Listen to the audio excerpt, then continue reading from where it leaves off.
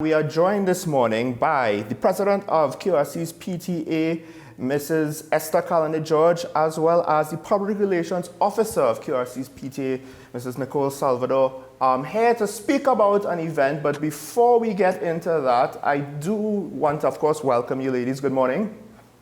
Good morning. Hi, Sean. Thanks for having us. Good morning. And so it's glad to have you all here because something happened recently on Talking Point. One of our callers lamented on the fact that in a lot of the schools, in the caller's opinion, the sort of extra support to the school itself, to the student population, to assist with resources, to assist with helping, I guess for lack of a better word, provide support to the students, they don't necessarily have something like a functioning PTA. So with regards to the QRC PTA, first of all, could you just describe the inner workings of it before we get into some of the other challenges? Sure. So essentially, we are a body that is run by a constitution. We are made up of 13 members on our executive that have been elected democratically, of course, by the parents and teachers. It's a parent and teacher association, so the teachers are also a part of the association. The principal and vice principal are also members of the association via what we call ex officio members. So decisions are essentially made and run at the executive level, but we do encourage parents to get involved, have committees. It's a lot of tough work, but in a summary, that's how the PTA is made up or constituted. We do support the college in almost everything, if not everything. And of course, we are like a second arm of the college. So the college would have the admin aspects with the principal, the admin staff, the teachers, and then the PTA. We are the engines behind the college as well. Ms. Nicole Salvador, good morning, and thank you for joining us as well. Let me ask you, in your opinion, what do you think is the role of a PTA in providing not only education or good education, need I say, for the students of a school, but also as a support system towards those who ensure that our children get a good education, be it the teachers and the principal? How would you describe the role and how crucial is it to any educational institution? Good morning, everyone. The PTA, QRC's PTA, is a well-oiled machine, as Esther said. And we have parents who are supportive. Without the parental support, we can't do anything. The teachers and staff, they help constitute the moral values, the ethics. You have all the different stuff that come together to make this holistic individual. Besides academics, there is sportsmanship. We are well versatile in sports, as well as other aspects that are out there in initiatives. The body that we have, that parental body support, they cultivate and they cultivate so much that helps to foster the growth of our young men. So, Ms. Calendar George, those morals and values that Ms. Salvador just mentioned, in terms of the upbringing of, generally speaking now, as president of the PTA, in terms of the upbringing of our young people, has there been that shortage of instilling such morals and values, and that PTAs are absolutely essential or necessary to help ensure that such morals and values are there for all? Correct. So, people may think of a PTA being a fundraising machine, but the PTA, as I say, charity begins at home. The young people and the young persons in the country, where they come from is the home. So parents have that ultimate responsibility. What the PTA does is support the school, the school administration in terms of providing that extra oomph. So teachers, yes, they are not solely responsible for giving our sons or children, moral values. They complement what it is we are supposed to be doing at home, first of all, and they bring that into the environment. At QRC, what I can say is that, a simple thing as speaking a motivational word, those things happen at every assembly. So it's not just I send my son to school. I tell him I tell him have a good day. But when he goes in, he knows his value, he knows his worth, and that is reinforced throughout the college from the top, from Mr. Simon, the principal, every time they speak and interact with the young men. So instilling a sense of pride. Those things are supposed to be done at home as well. But the college also helps and foster that environment. From the PTA aspect, we encourage parents to use your Aurelian pride, show it. And we also encourage them that, yes, we are parents, but our children are also reflections of us and reflections of the college, so it is important, especially now where you're seeing, so many issues happening with young persons, particularly after the pandemic period. A lot of mental health issues come up. We have to be very strong in how we speak to our young persons, speak life and positivity, and that is something that is absolutely done at QRC on a consistent basis. Well, speaking about the young people, but also, of course, yes, you have an executive body, but it's obviously not made up of all of the parents. So how have the students now responded to seeing at least a significant chunk of the parents playing an active role? And has the framework, the structure, and the example helped to get and encourage more parents to be involved? Right. So what I can say is that I will address your last point first, in the sense that it's always a struggle to get parents to volunteer also. But, the young men would see us on the compound, they would see us around, and they would say, Auntie or Sir. They actually think sometimes that we live there, that's our second home.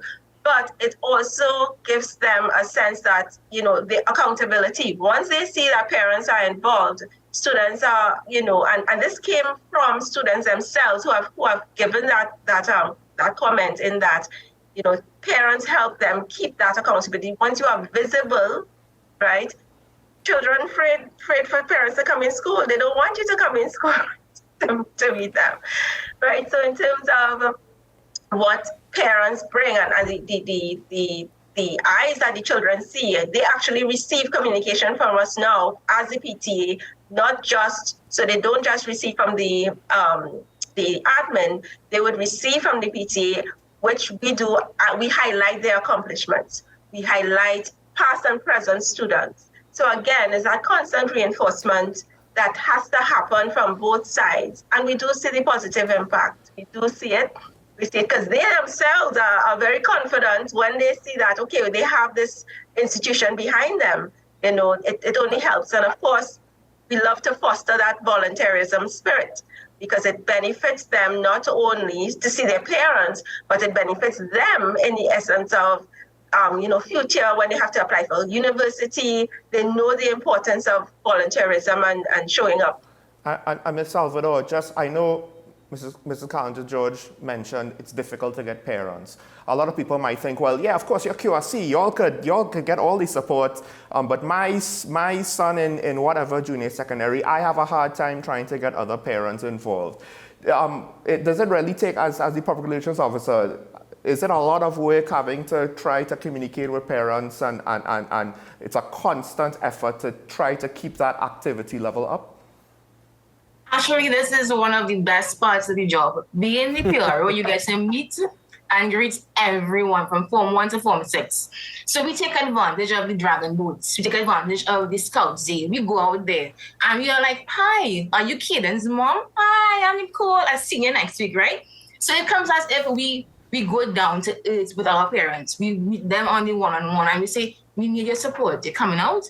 And they'll be like, yeah, we'll be there. So that one-to-one, that one-to-one selling, it helps because they see you. They feel needed and wanted. And we go the extra mile. So in other schools where it's not happening, do some PR. Oh, so what they're saying is you're making your services available for other schools? Now, QRC. Now, y'all are here because this Saturday there is a fundraising event that the PTA, I believe, is spearheading. Last time, I think it was a lot about the students spearheading the efforts, but this one, it seems as though the PTA is spearheading it in order to raise funds for both a new pay system as well as shower facilities in order to help facilitate sporting events during the day at QRC. So the name of the event is Retro Royale. Could you just give us a bit of an insight as to, who's going to show up and exactly what is in store for people coming to Retro Royale? Right. So we have some of the top retro DJs in the country. We have DJ Sensational Sammy. We do have Ishmael the Demolition Man, the upper level master himself, DJ Daryl.